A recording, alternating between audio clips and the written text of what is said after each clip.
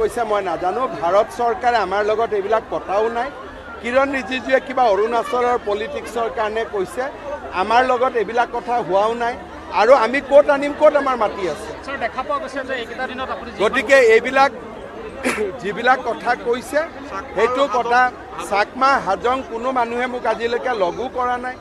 ভাৰত চৰকাৰেও একো কথা পতা নাই কিৰণ ৰিজিজুৱে কি কৈছে মই ইলেকশ্যনৰ পিছত তেওঁৰ লগত পাতি ল'ম কিন্তু ছাৰ 1984 চনৰ পৰা 1969 চনলৈকে যিখিনি অসমীয়া মানুহ এতিয়াও অৰুণাচলত সেইখিনিক আমি অসমৰ নাগৰিকত্ব দিম সেইখিনিৰ কাৰণে মই ব্যৱস্থা কৰিছোঁ যিখিনি অৰুণাচলত অসমীয়া মানুহ আছে এইবাৰ বাংলাদেশৰ পৰা অহা নাই অসমীয়া দাস কলিতা গগৈ কোচ কছাৰী মৰাণ মটক এই মানুহখিনিক অসমীয়াই নাগৰিক পৰিসংখ্যা কিমান হ'ব পৰিসংখ্যা 6-7 হাজাৰ মানুহ আছে মেইনলি মৰাণ গাঁৱে আছে কাৰণ কিৰণ ৰিজিজুৱে কালি কৈছে 5 লাখ মানুহ আছে কিৰণ ৰিজিজুৰ মই কথা নাজানো কিৰণ ৰিজিজুৱে কি কৈছে তেওঁতো ভাৰত চৰকাৰৰ কোনো তেনেকুৱা দায়িত্বটো নাই